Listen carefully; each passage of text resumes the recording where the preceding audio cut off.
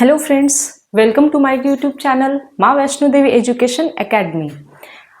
Friends, आज हम वही रेशियो एंड प्रोपोर्शन को आगे लेकर के चलेंगे। ठीक है, तो चलिए आज हम देखते हैं क्वेश्चन क्या है हमारा। यदि A:B यानी कि A रेशियो B क्या है 2:3 और B रेशियो C है 1:5 और C रेशियो D है 1:4, तो A ratio B ratio C ratio D ज्ञात कीजिए।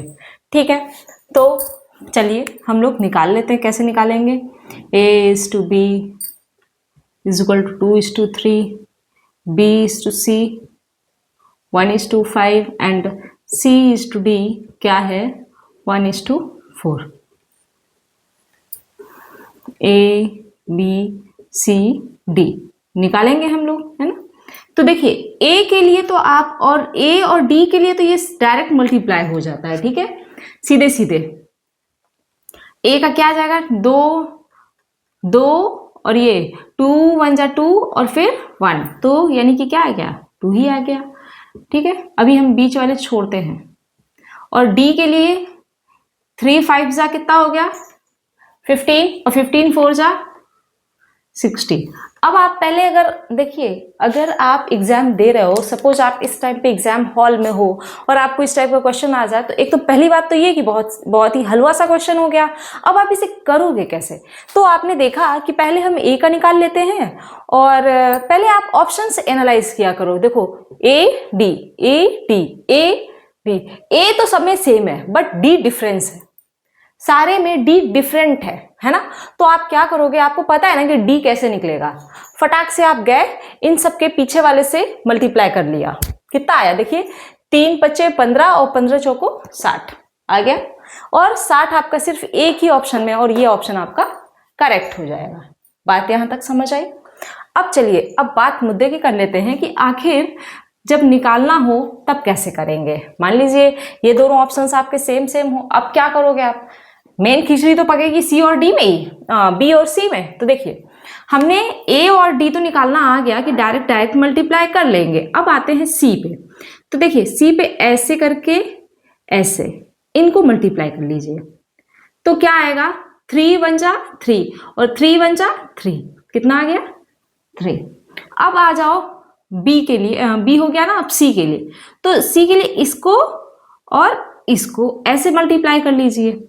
यहां से आप स्टार्ट किए, ठीक है, और यहां आ गए। ये वाला यहां से स्टार्ट करके यहां तक आएंगे। तो देखिए, या फिर आप यहां एरो ना लगा के ऐसे इधर से चलो और इधर लगा लो। ठीक है, अब आप क्या आएगा 3 5 जा 15 और 15 1 जा 15 आ गया ना आपका आंसर। देखिए यही तो है 2:3:15:60। दूसरा तरीका आप कैसे अप्लाई करोगे भाई? देखिए A:B आपके पास कितना है 2:3 है। ठीक है, फिर इसी के नीचे लिख लो B:C। थोड़ा सा स्पेस और ले लेते हैं यहां, देखिए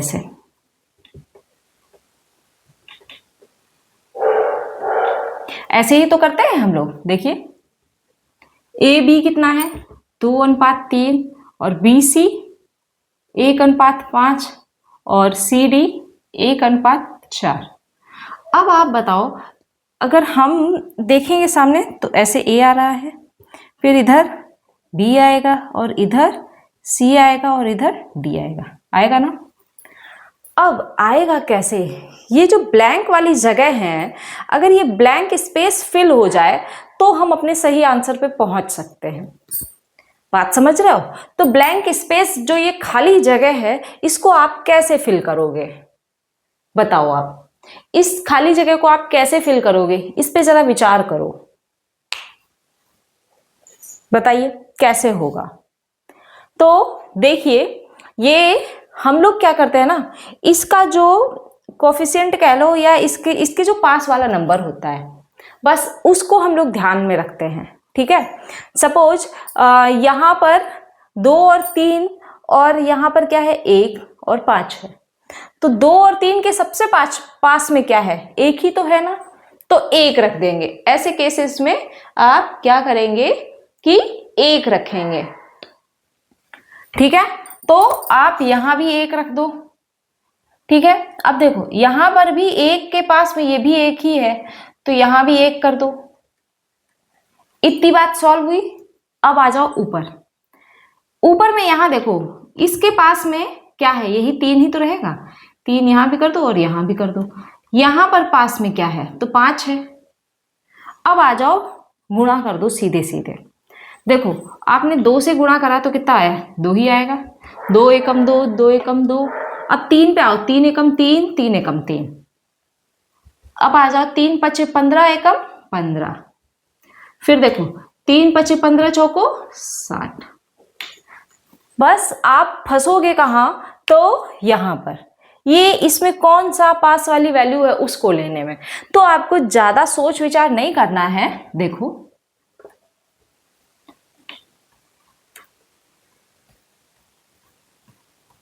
अरे यार यहां 1 था, ठीक है। अब देखो जब ऐसा था तो हमने देखा कि इस 2 और 3 के पास में क्या है, तो ये 1 है सबसे पास में, तो 1 रख दिया। अब 1 ऐसा नहीं है कि यहीं रखेंगे, यहां आए तो यहां भी देखा ये 1 पास में है, तो उठा के इसको भी यहां रख दिया। इतनी बात क्लियर। अब 3 के लिए देखो तो 3 वाली लाइन में 3 के पास में तो 3 ही है ना ये, और सेम वैसे ही यहां पर 5 के पास में 5 आ जाएगा, बस खत्म बात। और आपने ऐसे मल्टीप्लाई कर दिया और ऐसे ये ABCD का रेशियो निकल गया और हमारा सही जवाब हो गया ये। चलिए अब हम चलते हैं नेक्स्ट क्वेश्चन पे। तो आई होप ये चीज समझ में आ गई होगी ना कि A अनुपात B अनुपात C अनुपात D आप कैसे निकालोगे। आपको ये मेथड ज्यादा इजी लगता है तो आप ये कर लो, नहीं तो ये कर लो, जो सही लगे वो आप अप्लाई कर लो, ठीक है। चलिए अब हम लोग चलते हैं नेक्स्ट अगर आपके पास क्वेश्चन गिवन हो, हाँ UPSI वाले ही क्वेश्चंस कर लेते हैं हम लोग, ठीक है, क्योंकि PYQs को सॉल्व करते हुए चलेंगे तभी तो हमें पता चलेगा आखिर हम हैं कितनी गहरे पानी में। क्या हम जो पढ़ रहे हैं वो हम सही डायरेक्शन में पढ़ रहे हैं, हमें ये भी देखना होता है, ठीक है। तो चलिए हम लोग करते हैं PYQ सॉल्व। देखिए PYQ में P और Q का अनुपात है 5:6। ये आपका UP कांस्टेबल का है एग्जाम। चलिए UPSI ही निकाल देते हैं, ठीक है, SI को निकालते हैं। देखिए ये है गिवन आपके पास A अनुपात B है 5:8 और तो पूछा है तो 11/14 प्लस BA और B minus A B plus A, और ये B प्लस A पूछ रहा है क्या होगा, ठीक है। ऑप्शंस क्या है, 185/82 और 180/83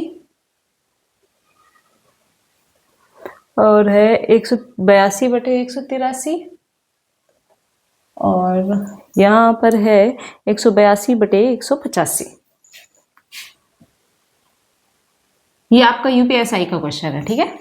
चलिए अब हम लोग इसे सॉल्व करते हैं।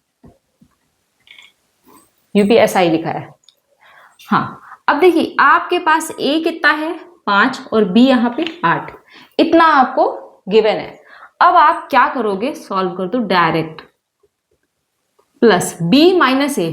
तो यहां अगर देखा जाए तो B क्या है आपका 8 है ना, तो B माइनस A कितना हो जाएगा 3 आएगा, वो कुछ रेशियो में आएगा, ठीक है।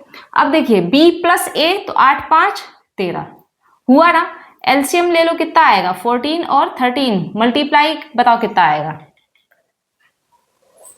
कितना आएगा 13 चौको 52 और 13 एकम 13 5 18। अगर देखा जाए तो अपॉन में 182 सिर्फ एक क्वेश्चन ऑप्शन में है और वो ये है, यही आपका सही आंसर हो जाएगा, ठीक है। आपको आगे मूव करने की जरूरत ही नहीं है यार, क्यों पड़े हो फालतू में, टाइम वेस्ट करना है क्या आपको, सीधे आप मूव कर जाना अगले क्वेश्चन पे, ठीक है। चलिए बट हम आपको यहाँ पे पूरा सॉल्व करा रहे हैं, आखिर आप देखो कहीं हो सकता है मिस्टेक ना हो जाए या किसी क्वेश्चन में ऑप्शंस जो है ना बहुत ही क्लोजेस्ट ऑप्शंस आ जाएंगे, तब आप क्या करोगे। देखो तो 14 से ये 14 कैंसिल हो जाता है, बचा कितना ये 13, तो 13 से 11 में मल्टीप्लाई करो तो कितना आएगा, यहां पर देखो 13 से 13 कैंसिल हो गया, 14 बचा, 14 3 जा, तो यहां देखो ये कितना आया 185/182 आ गया आपका। ठीक है, आई होप समझ आ रहा होगा ना। चलिए और देखते हैं।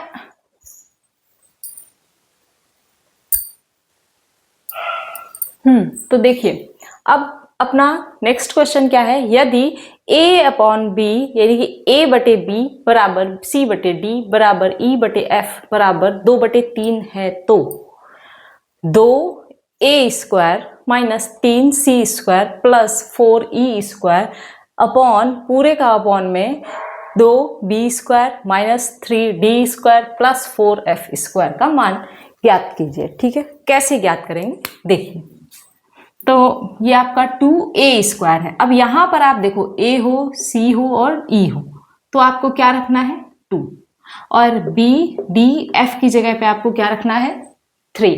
ठीक है, तो देखिए 2 a कितना है 2 का स्क्वायर, ठीक है, माइनस 3 c कितना है, ये भी 2 है, 2 का स्क्वायर प्लस 4 e कितना है, ये भी 2 है, 2 का स्क्वायर। ऐसे ही नीचे आ जाइए, b कितना है तो 3 का स्क्वायर माइनस d कितना है तो ये भी 3 है, प्लस 4f कितना है तो ये भी 3 है। अब सॉल्व कीजिए, तो देखिए 2 दूनी 4 और 4 दूनी 8। ठीक है, डायरेक्ट कर रहे हैं थोड़ा, माइनस 2 दूनी 4 त्याई 12 प्लस 2 दूनी 4 चौके 16 डिवाइडेड बाय, यहां देखिए 3 तरीके 9 दूनी 18 माइनस यहां पर कितना आ गया, 3 का क्यूब हो गया ना 27 हो गया, प्लस 3 त्रिक 9 चौके 36।